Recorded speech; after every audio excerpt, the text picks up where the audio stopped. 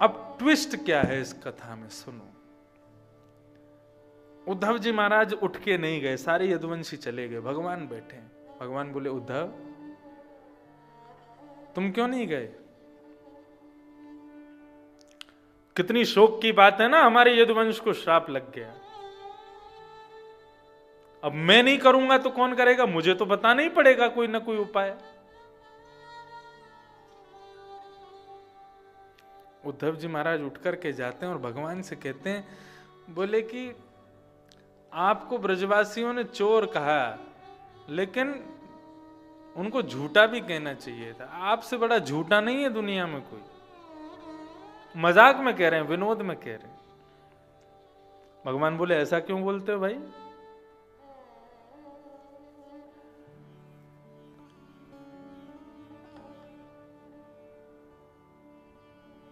पत्थर की नारी, उसको श्राप लगा वो पत्थर बन जाए। केवल आपकी चरण के रज के कण उस पर पड़ गए, तुरंत सुंदरी बनकर के प्रकट हो गई। जो क्षमता आपके चरण की रज के कण में है, वो क्षमता इतनी है कि किसी के श्राप को वो दूर कर सकती है। और यहां पे आप पूरी रामायण बांच रहे थे 1 घंटे से, वहां जाएंगे सौराष्ट्र में, ये करेंगे वो करेंगे वो करेंगे, उससे हमारा श्राप दूर होगा। आप यदि भ्रगुटी टेढ़ी कर दो ना तो सबके श्राप दूर हो जाएं, और यहां पे आप इतनी बड़ी बड़ी कथाएं सुना रहे हो। और रही बात, तो मुझसे ज्यादा कोई नहीं जानता, ये जितने भी श्राप हैं, जितने भी सूतक पातक, ये सब कुछ हैं, ये सब ब्रह्मा की बनाई हुई स्थानों पर लगते हैं, लेकिन द्वारिका को विश्वकर्मा ने बनाया, यहां पे कोई श्राप नहीं लगता किसी को। भगवान तुरंत गए, उद्धव का मुंह बंद किया, बोले चुप, बोल मत। ये गूढ़ रहस्य तुझको कैसे पता? ये तुमको कहां से पता चला कि यहां द्वारिका में श्राप नहीं लगता किसी को? तब यहां कहते हैं, श्री शुकाचार्य जी वर्णन कर रहे हैं उद्धव की मनस्थिति का, नित्यम कृष्ण मनुव्रतम। वो नित्य कृष्ण को देखते रहते हैं, देखने मात्र से उनके हृदय की भावना उनको पता है। उद्धव जी जानते हैं, बोले श्राप लगा नहीं है यदुवंशियों को, आप समुद्र पार करके सौराष्ट्र में ले जाओगे, वहां जैसे ही ये लोग उतरेंगे नाव से, वो ब्रह्मा की बनाई हुई भूमि है, वहां उतरते ही इनको श्राप लग जाएगा। मैं सब जानता हूं। आप इनको श्राप लगवाने ले जा रहे हो, श्राप दूर करवाने नहीं ले जा रहे हो। इसके पीछे भी कारण है कि द्वारिका में श्राप सूतक पातक क्यों नहीं लगते। द्वारिका छोटी मोटी नहीं है। द्वारिका जो समुद्र में डूबी थी, उसका क्षेत्रफल बहुत बड़ा था। श्रीमद् भागवत में द्वारिका कितनी बड़ी है उसका कैसे पता बताया गया? बोले द्वारिका में यदुवंशियों के जो बच्चे स्कूलों में पढ़ते हैं, एक कक्षा में 50 बच्चे पढ़ते हैं, उन 50 बच्चों को एक अध्यापक पढ़ाता है। ऐसे द्वारिका में 50 करोड़ अध्यापक हैं, तो सोचो बालक कितने होंगे। यदुवंश छोटा नहीं था, बहुत बृहद था, विशाल था। द्वारिका में नित्य ही कोई ना कोई शोक मनता रहता था। अच्छा, एक ही खानदान होता है ना, तो कई बार क्या होता है, जैसे कि हमारे दादा के सबसे छोटे भाई, उनके घर में भी कोई यदि सूतक पातक होता तो हमको भी करना पड़ता है ना, क्योंकि दादा का परिवार तो एक ही था। आज भगवान रुक्मणी जी को कहते हैं आज कोई बढ़िया पकवान बना, बोले आज पकवान नहीं बनेगा। बोले क्यों नहीं बनेगा? बोले हमारे यदुवंश में वो वाले भैया है ना, उनके घर में कोई माता जी पधार गई। भगवान बोले रोज हमारे घर में कोई ना कोई, कभी किसी के बालक हो जाता है तो सूतक वो हो जाते हैं सोबर, कभी कोई वृद्ध माता जी पधार जाते सूतक हो जाते हैं, कोई उत्सव मन ही नहीं पाता। रुक्मणी जी बोली मेरी क्या गलती, आपका यदुवंश है इतना बड़ा। तो भगवान ने फिर ये नियम बना दिया, बोले ब्रह्मा जी, ये सूतक पातक श्राप महामारी आदि आदि जो ये आपने अपने बनाई हुए स्थानों के लिए जितने भी दोष बनाए हैं ये आपके स्थान पर रहेंगे। ये भूमि विश्वकर्मा ने बनाई है, यहां पर कोई प्रवेश ना करे। तो द्वारिका में बालक का जन्म हो चाहे किसी का मृत्यु हो, वहां सूतक पातक नहीं होते थे। अब होते हैं। अब वाली तो ब्रह्मा की है। पहले जो द्वारिका थी, जो विश्वकर्मा ने बनाई थी, वहां नहीं था ये नियम। तो जहां पर कोई दोष नहीं है तो वहां पर श्राप कैसे आ सकता है? यदुवंशियों को श्राप लगा ही नहीं। भगवान ने जबरदस्ती श्राप उनको लगवाया सौराष्ट्र ले जाके। और एक बात बताएं, सबको श्राप लगा, केवल उद्धव को नहीं लगा, क्योंकि भगवान उद्धव को लेके ही नहीं गए। भगवान उद्धव से कहने लगे, उद्धव मैं सबको लेकर के जाऊंगा लेकिन तुम यहीं रहोगे। उद्धव कहने लगे, बोले प्रभु इस प्रकार मेरे साथ आप क्यों कर रहे हैं?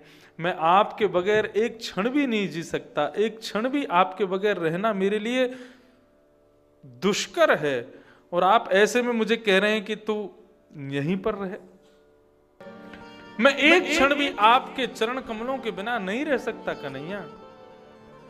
जिएंगे तो आपके साथ, मरेंगे तो आपके साथ, आपके बगैर एक क्षण भी नहीं रहेंगे। श्री उद्धव जी महाराज भगवान के सामने बैठे हैं और भगवान से कहते हैं, प्रभु मैं जानता हूं आपके हृदय में क्या चल रहा है। भगवान कृपा कर दें तो महाराज पापी से पापी को भी पंगुं लंघयते गिरिम यत कृपा तमहम वंदे परमानंद माधवम मूकम करोति वाचालम। वे चाहें तो गूंगे को बोलवा दें। पंगुं लंघयते गिरिम, वे चाहें तो पंगु से, बिना पैर वाले से पर्वत पार करा दें। यत कृपा तम हम वंदे परमानंद माधवम।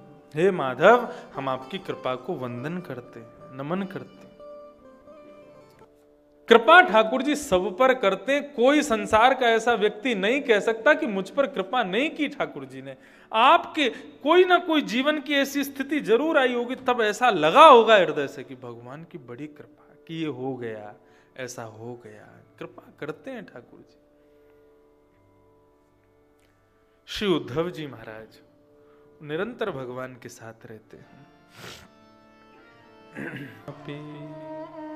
मैं आपके बगैर एक क्षण भी नहीं रहूंगा। यदि आप स्वधाम को भी प्रस्थान करेंगे तो मैं आपके साथ चलूंगा। भगवान बोले, उद्धव नहीं, ये सारा यदुकुल मेरे साथ जाएगा लेकिन तुम नहीं जाओगे। क्यों? जैसा कि भगवान पहले कह रहे थे ब्रह्मा जी से कि मुझे चिंता है मेरे बाद मानवों का कल्याण कैसे होगा। आज उसी चिंता का मतलब मानो जैसे भगवान उत्तराधिकारी बना रहे हैं किसको? उद्धव को। बोले, उद्धव सबको श्राप लगेगा, तुझको नहीं लगेगा। क्यों? मेरी भक्ति के पथ का उत्तराधिकारी तू है। मैं चला जाऊंगा लेकिन मेरे बाद मेरे भक्त सुखद रूप से इस भक्ति पथ पर चल सकें, भागवत धर्म पर चल सकें, उसका दायित्व मैं तुमको देकर के जाऊंगा। भक्ति का प्रचार करना है तुमको, इसलिए तुम नहीं जाओगे, तुम यहीं रहोगे। उद्धव ने कहा, मेरे लिए कोई आदेश? भगवान कहते हैं, हां, मैं तुमको कुछ बातें बताना चाहता हूं। क्या क्या करना है तुमको?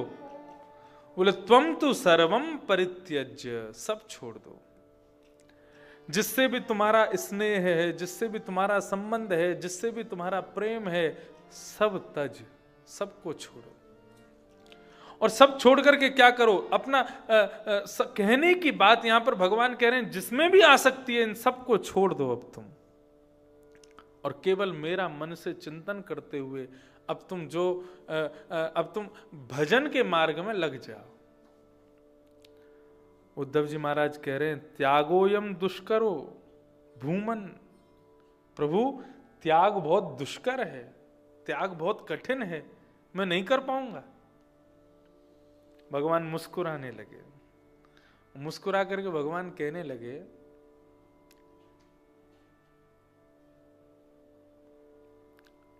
जब ब्रज गए थे तो ब्रज में जाकर के गोपियों को, नंदरानी यशोदा को तुम ही कह रहे थे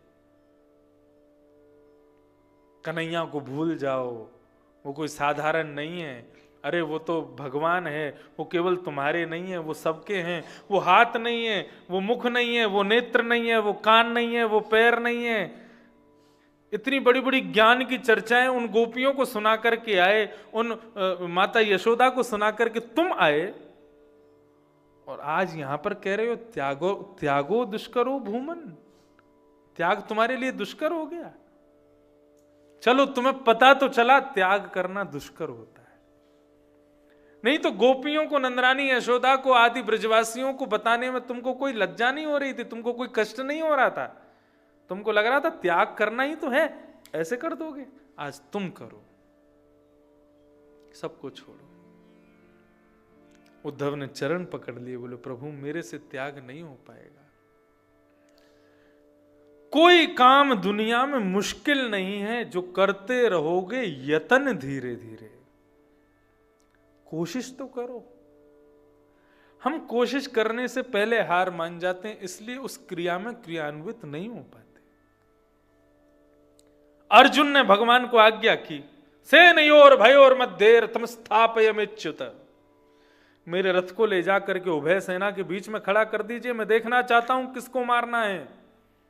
भगवान बोले ठीक है। जैसे ही रथ को बीच में लेकर के गए, भगवान बोले इनको मारना है। अर्जुन ने जैसे ही देखा, कौन? भाई, बंधु, गुरुजन, भीष्म पितामह, द्रोणाचार्य, द्रोणाचार्य, कृपाचार्य, इन सबको जब देखा, धनुष बाण नीचे रख दिए। अर्जुन बोला मैं युद्ध नहीं कर पाऊंगा, ये मेरे अपने हैं, मैं इनको कैसे मारूं?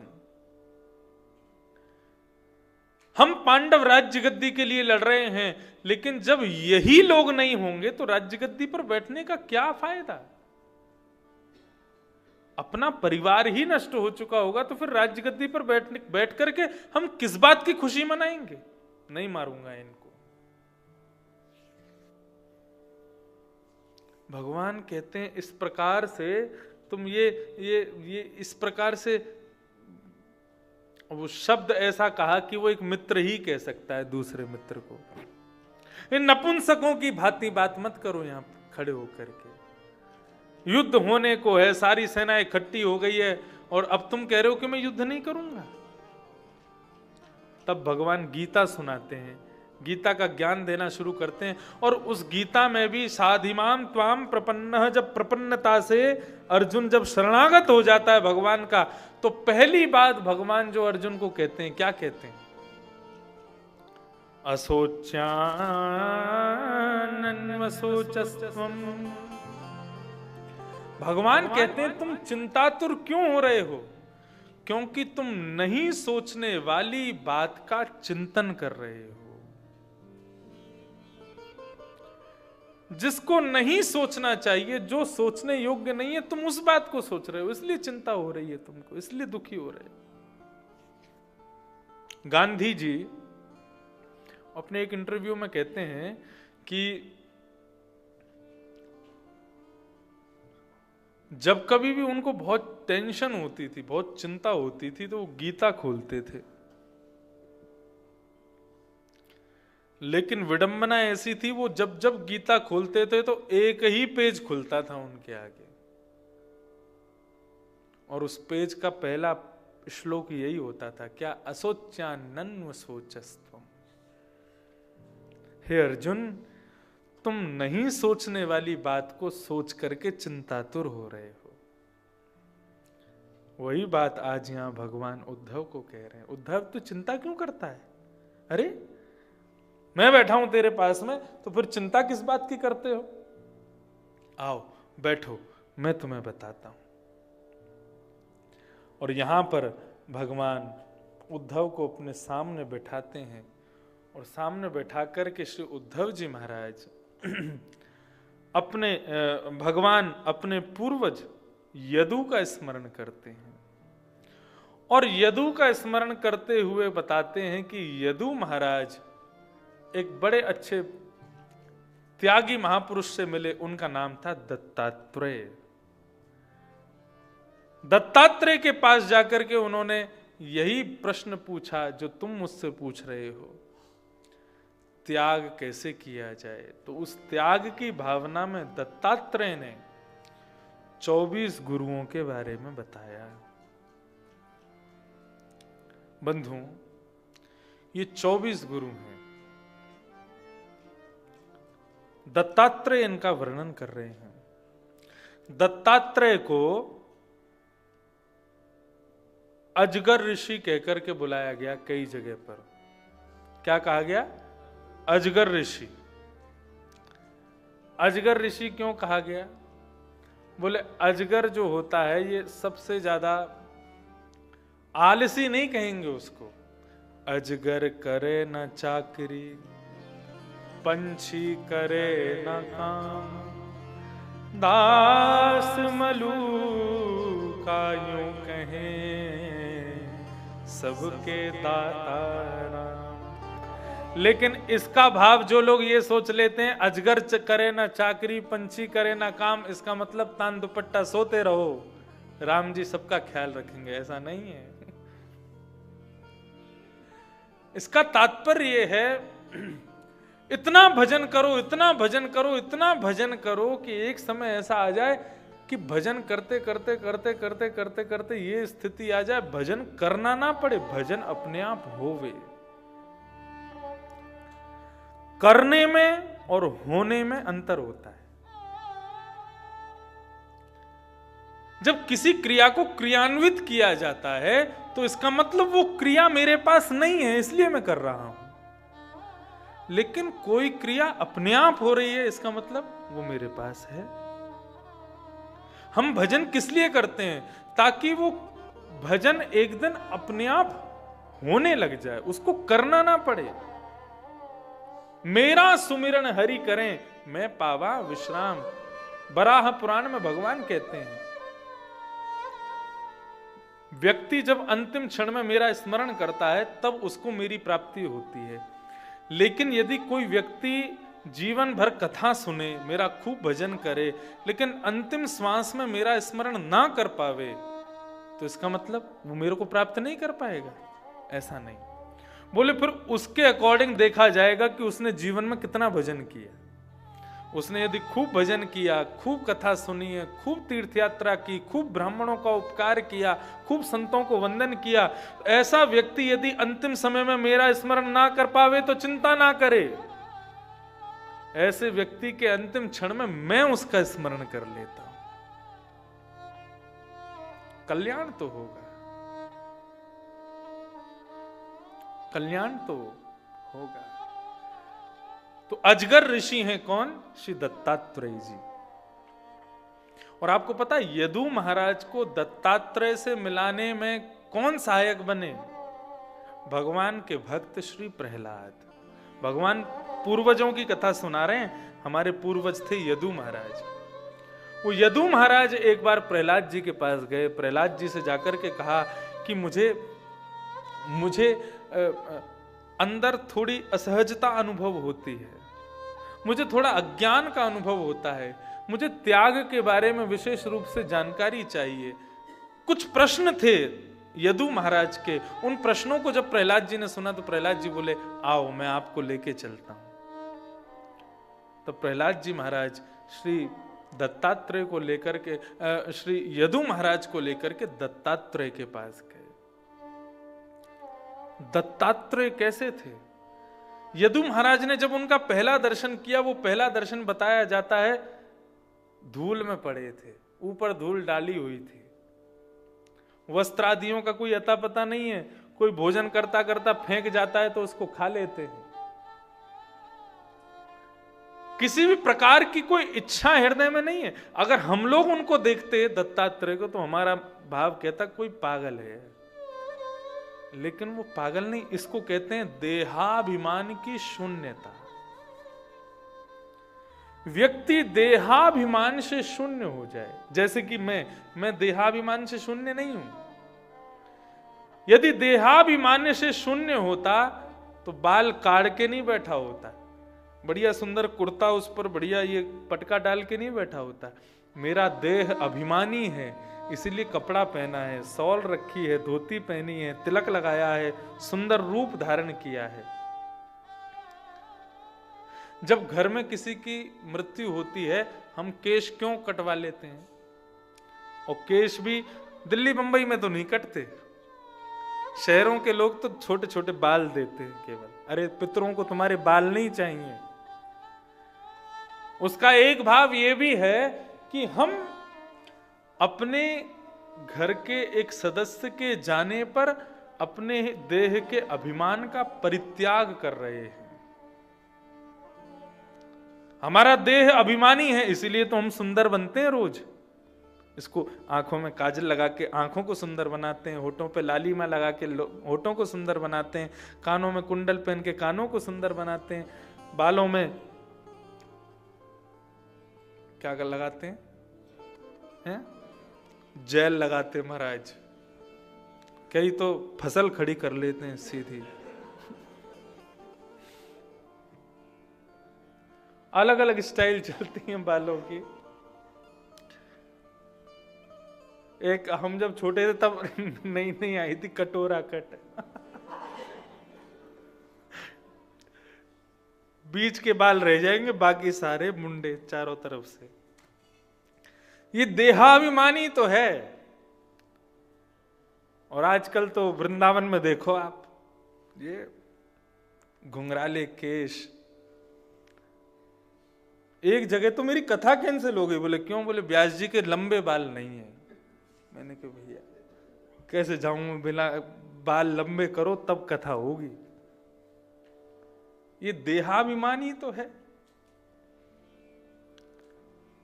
आप कभी वृंदावन में टटिया स्थान के महात्माओं का दर्शन करना। टटिया स्थान के महात्मा पूरे माथे पे तिलक लगाएंगे, नाक पे लगा लेंगे, आंखों पे लगा लेंगे, गालों पे लगा लेंगे, पूरे मुंह पे चंदन पोत लेंगे महाराज। ऐसा लगेगा कोई हवा आ गया क्या। देखो हमारे तबला वाले भैया को देखो, ये टटिया स्थान से दीक्षित हैं, देखो क्या पूरा चेहरे पे चंदन लगा के रहेंगे। इसका मतलब देहाभिमान की शून्यता। इनका रूप अभिमानी नहीं है। और इसका दूसरा भाव क्या है? बोले कि भाई ठाकुर जी के सामने सज सवर के तो पूरी दुनिया जाती है, लेकिन जब ऊट पटांग रूप धारण करके कोई जाता है तो ठाकुर जी उसको देख के जोर से हंस जाते हैं। और जिसको देख के ठाकुर जी हंस जाएं, कभी कभी प्रेमिका अपने प्रेमी के लिए तैयार होती है। लेकिन इन सब में देह के अभिमान की गंध आती है। लेकिन जब कोई व्यक्ति ठाकुर जी के लिए तैयार होता है ना, तो देहाभिमान की शून्यता प्रकट हो जाती है। जब मैं भागवत जगत में प्रवेश कर रहा था, उससे पहले मैं भी जीन्स पहनता था, टॉमी हिलफिगर। और बताऊं, और यूएस पोलो। और बताऊं, अब छोड़ो, पूरा पूरा मॉल खरीदा हमने भी, सब पहनते थे। लेकिन धीरे धीरे धीरे कथा जब करनी शुरू करने लगे तो ऐसा नहीं कि मन मतलब जबरदस्ती पर नहीं, अपने आप ही मन नहीं करता था। आज भी मैं कभी अपने से तो ऊपर स्वेटर वगैरह तो पहनते ही हैं बढ़िया ब्रांडेड, लेकिन कभी पूर्ण रूपेण वैसे ही सज धज के रहने की इतनी ज्यादा इच्छा नहीं होती, मन ही नहीं होता। क्योंकि उसको पहन करके ऐसा लगता है, जबकि धोती से ज्यादा सहजता है पैंट पहनने में। धोती पहनना तो महाराज बड़ा, यश भैया ने पहनी है आज, देखो ऐसे मैंने कि आज आप ही व्यास लग रहे हो। तो एक अलग ही थोड़ा थोड़ा मेहनत होती है। रोज धोती खोलो, फिर लांग बांध के पहनो, पीछे प्लेट बना के डालो, आगे प्लेट बना के लगाओ, फिर पूरे दिन संभालते रहो इसको। थोड़ी कठिनाई तो होती है। पेंट में क्या, सीधा उठाए डाले, पेड़ हुक लगाया, चल दो, रात में उतार दो, बस। कुछ करना तो होता ही नहीं। धोती में तो बहुत श्रम होता है, लेकिन फिर भी सहज लगने लगा है अब। क्यों? ऐसा लगता है कि अब एयरपोर्ट पे जब हम जाते हैं, कभी मेरे साथ सफर करना आप, तो एयरपोर्ट के लोग ऐसे देखते हैं, कोई एलियन जा रहा है, देख घूमता हुआ, तिलक लगाए, चोटी लहरा रही है, बगलबंदी पहन के, धोती पहन के कोई घूम रहे हैं महात्मा जी। फ्लाइट में प्रवेश करो तो एयर होस्टेस सबको गुड मॉर्निंग बोलेगी, हमको देख के हाथ जोड़ती है, स्वागतम। एक पंडित जी मेरे साथ में, वो चप्पल नहीं पहनते और बिना चप्पल पहने हवाई जहाज में घुस गए। बम्बई हम लोग जा रहे थे। अब बम्बई एयरपोर्ट पे जैसे ही हम उतरे तो मेरी आदत है पूरा प्लेन खाली हो जाता तब मैं निकलता हूं। तो निकल रहे थे, तो मैं निकला तो नमस्कार किया उसने। अब जैसे वो पंडित जी आए तो उनके पैरों की ओर एयर होस्टेस की नजर गई। बोले सर आपकी चप्पल? बोले आपके हवाई जहाज में गुम गई है, कहीं मिल जाए तो बता दें। तो भैया ये जो हमारा भेष है, इस भेष से संसार रीझे चाहे ना रीझे, लेकिन ठाकुर जी जरूर रीझते हैं। बिहारी जी के दर्शन करने वाले दिल्ली के, बंबई के, पंजाब के, ना जाने कहां कहां से लोग आते हैं, सुंदर सुंदर ब्रांडेड कपड़े पहन के आते हैं, हजारों की टी शर्ट पहन के आते हैं। बिहारी जी यूं ही खड़े रहते हैं। लेकिन जब तू कोई धोती बगलबंदी पहन के आता है, तिलक आदि लगा के, चंदन से पूरा मुंह लेप करके जब कोई वैष्णव आता है ना, तो बिहारी जी के नेत्र भी देखते हैं, हाँ कोई मेरा आया है, मेरे जैसा कोई आया है, उसको देख के खुश हो जाते हैं। ये हमारे प्रियतम का प्रिय श्रृंगार है जो हम धारण करते हैं। इससे कोई संसार के लोग नहीं रीझेंगे, ठाकुर जी रीझते हैं, उनको सुख मिलता है। एक बात कहूं, मैं जीन्स पहन के कथा कहने बैठूंगा ना, मुझसे कथा होगी नहीं और आपके अंदर वो श्रद्धा जगेगी भी नहीं। बहुत बड़ा रोल निभाता है भेष। अजगर ऋषि कौन? श्री दत्तात्रेय देहाभिमान से शून्य हैं। उनको किसी ज्यादा सम्मान की आवश्यकता नहीं। आपको पता है अपमान बोध किसको होता है? मेरा अपमान हो गया ऐसा किसको लगता है? जिसको बहुत सम्मान की इच्छा होती है। जिसको सम्मान की इच्छा नहीं होती ना, उसका अपमान कर भी दोगे ना तो उसको पता ही नहीं चलता कि मेरा अपमान हो गया।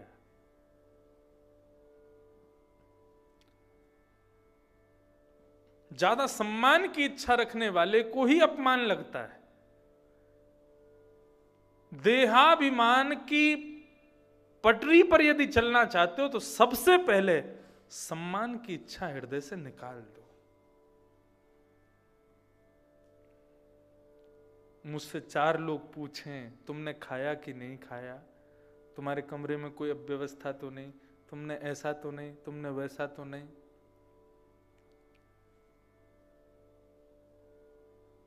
ये देह का अभिमान है। ज्यादा सम्मान की इच्छा मत रखो तो अपमान लगेगा ही नहीं। और जिस दिन अपमान लगना बंद हो जाए ना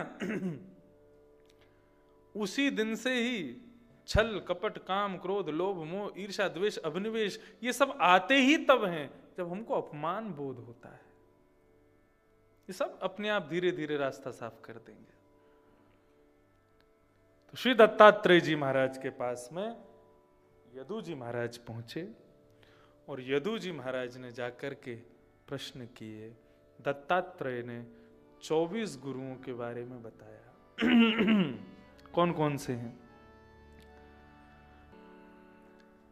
अब इन 24 गुरुओं के विषय में कल से हम श्रवण करेंगे। 24 गुरु कौन कौन से हैं और इन 24 गुरुओं का भाव क्या। कल कथा का समय क्या है? सुबह 10 बजे, 8 बजे से 9 बजे से तो 9 बजे का समय आप लोगों का बैठने का है। मैं तो 9:30 बजे आऊंगा। क्योंकि मेरी सेवा भी रहती है तो थोड़ा समय लग जाता है। 9 बजे तक आप लोग समय से ग्रहण कर लें।